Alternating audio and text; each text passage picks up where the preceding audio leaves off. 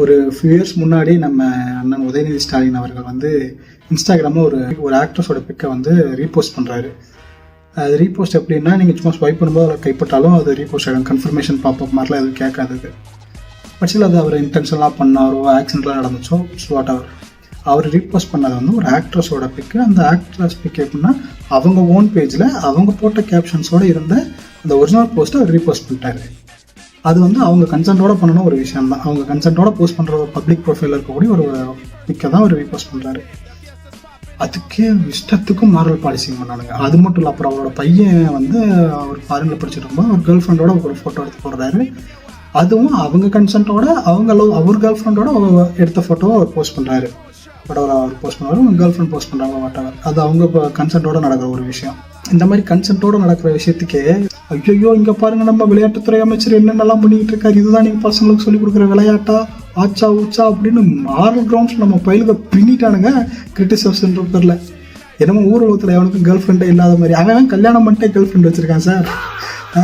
அப்படி இஷ்டத்துக்கு moral policing பண்ணி தள்ளிட்டாங்க. சரி இவனுங்க ரொம்ப ஸ்ட்ரிக்டாக இருக்கானுங்கப்பா, நான் இவனுங்க தான் பெரிய பெரிய ரியலிஸ்டாக இருப்பானுங்க போல அப்படின்னு ஆரம்பித்தேன். நேற்று வந்து நம்ம